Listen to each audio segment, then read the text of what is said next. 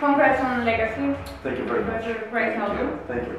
How do you see it now after some months playing it and listening? Yeah, it has a big response from the audience and from the public.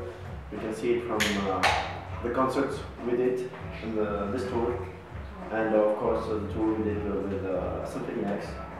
The response of the people, the positive vibes, and all the energy you get, you receive from the fans and from the new fans also. Yeah, it's quite really amazing.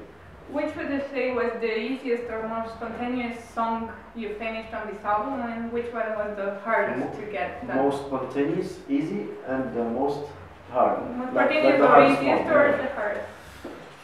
Oh, I'd say, and this album, I'd say the hardest one. I think it was Duet. For the hardest one, but for the, let's say, it was simple to make the Believer song, because actually it was the first song that we made it from scratch. This is the easiest. Yeah, the easiest. Believers. Yeah, the easiest song. Duet, it's, I don't know. But the most complicated song, you know, to find the right melodies and especially to make the arrangements. Okay. Speaking of the Believer, let's talk a bit about the music video. Yes. What motivates you and inspires you to make that direction with like beautiful and big production visual stories?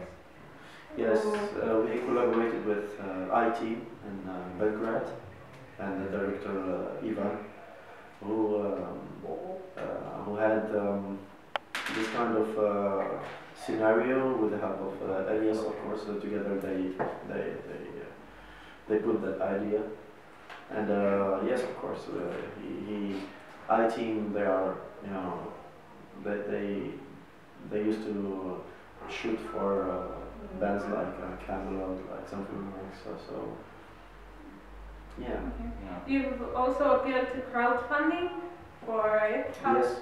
How do you say the process was now that it's done, and do you think you will use it anymore in the future? Okay, concerning the crowdfunding, the thing is actually with the music industry now, no one is, for example, labels or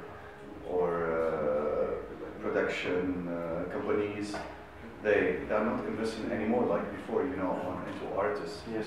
But the thing is, it's great also to make the crowdfunding to know if you have really loyal fans.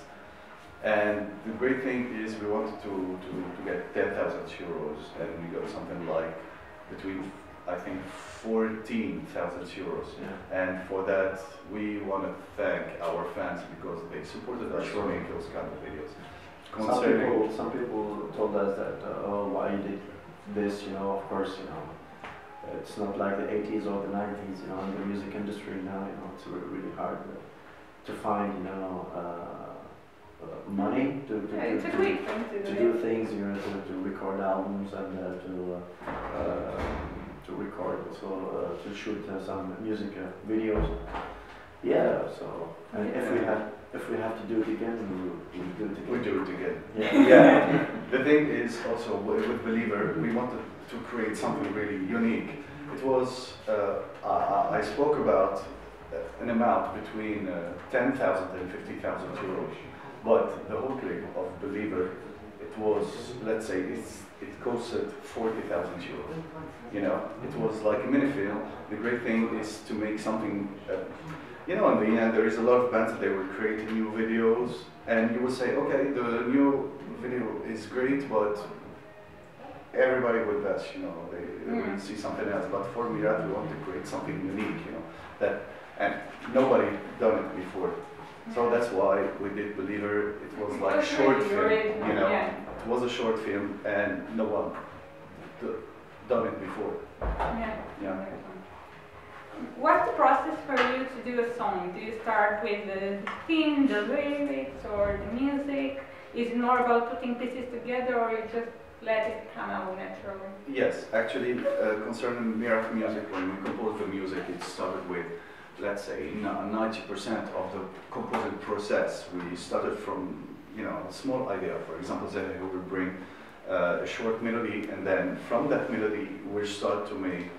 Malik, he will come, he will bring that, he will give that metal riffs, to make it sound heavier. Then there is Morgan and Anis, both of them, they will work about the groove and the drumming process and the bass process.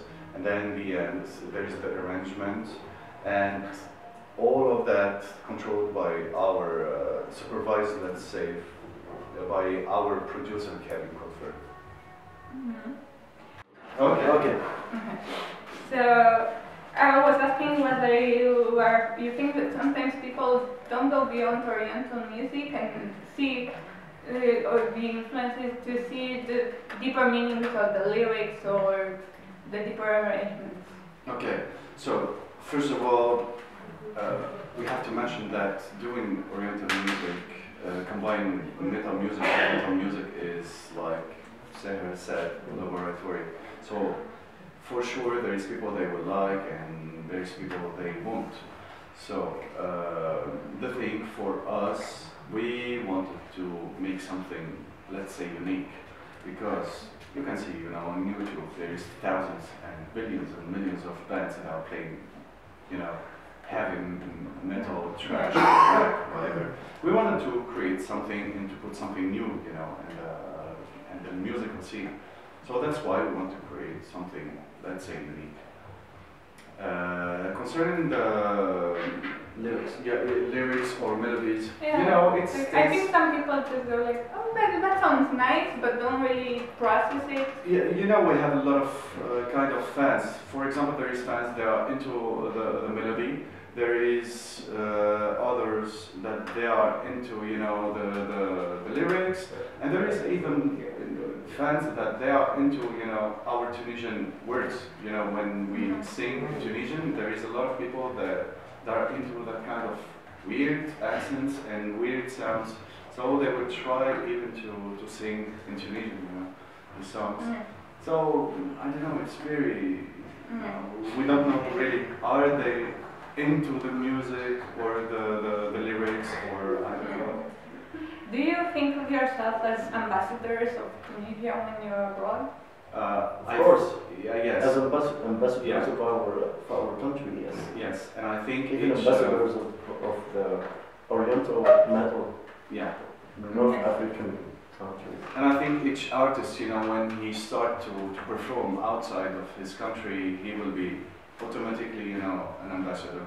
Then we have to see if he's a good ambassador or not. But for sure, every artist, outside his country is an ambassador. Yeah, for sure. What are the ideas or stereotypes you would most like to fight? To fight? Or to dismantle? Okay. First of all, it's we as Tunisians and in Tunisia, metal is forbidden. That's a stereotype. Second stereotype, that Islamic metal, I don't know what. First of all, religions is personal, and we said it, and I will say it again, our religion is music. So for us, we are not into those kind of stereotypes, and they are bad, and but they are funny, there's some funny stereotypes like kebab metal, maybe love, Metal halal. yeah, metal halal. What's the one question you get tired of answering?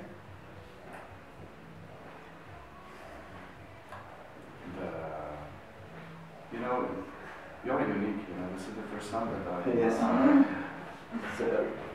Nice question.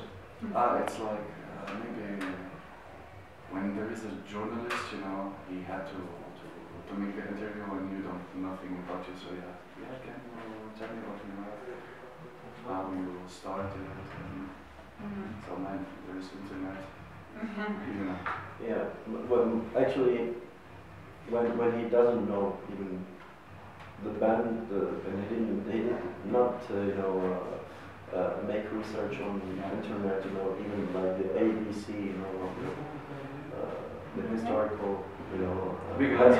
big lines of the band, Yeah. and or as a question, I think I had a question like, do you ride camels in your country, Yes. Oh my God. for example, Okay. because we come from North Africa, Mhm. and Yeah, for sure. maybe that kind of stupid Mhm. question. And there is the thing about talking about, metal forbidden in a lot of countries, and then for you, come on guys, you can see on the internet what is our country and how we are living, our lifestyle. It's a full democracy. Yeah. Tunisia has 3,000 years of history, Mhm. and we are one of the most, if not the most, open country to the West.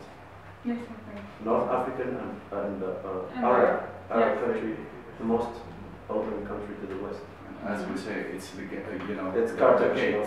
Yeah. We are the gate because Tunisia is here, and there is Africa, there is Europe, and we are the gate, Yes. between countries. So for sure, let's say we are, Yeah. open to. And the most tolerant, I guess, because you can find the Tunisian Christians and Tunisian Jew and Tunisian Muslims living together since thousands of years. Okay. And lastly, do you find differences between the Eastern and especially Southern Eastern Europe, who has had some strong Oriental influences in its local music, and the Western one? Yes, of course. We are aware about it, and for example, there's me, and Anis, our bass player. We are into that kind of. Personally, I love traditional music, pure traditional music, and I'm into that. I know from history about what the Ottomans, how they influenced, a lot of civilizations, and each one he would bring his own accent and his own melody. For me, that's the most important part. You get discover you something. get, you get let's say, a blend of civilization to Tunisia, Barbarian, Andalus, Ottoman, European, Roman, Carthaginian, from the Arab Carthage. But do you feel like Oriental, your audience, your public at the show differs in some way in the way they receive your music from here versus in Western countries? Yes, for sure. For example, when we are performing here in Romania or Bulgaria or in Balkan region, they are more, let's say, comfortable with our They music. understand more, and they get more the idea and the message.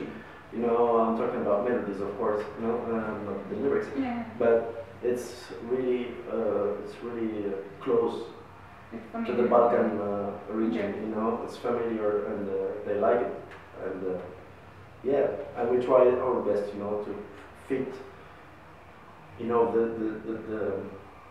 that kind of Oriental music and that kind of melodies into metal. So we try our best to be like, like it suits the metal. Yeah, and let's say they are receptive more than the other countries, for example, concerning France, Germany. For them, they appreciate what, it's like you will bring a new culture in their musical influences. So for them, a lot of them. It's something to discover. Yeah. Something to discover, but not as like in the Balkan region. I think they can't really connect it, or they watch a show and go like, Yes, this is strange. Yeah, this is interesting. And sometimes you find, of course, people who likes it because it touches them. As I said, because as we do honest music, and really it comes from the heart. It's not calculated. But for example, when we were in Sofia, from the beginning of the concert till its end, it was like chaos. Everybody were like screaming, and the vibe and the energy energy. It's one of the most and biggest energy I've ever felt in my life. And our Myrath career, for example, and it's really, really because you can feel people. They feel each note of the music of the music. Thank you very much. Thank you. Thank you. Thank you. Thank you very much.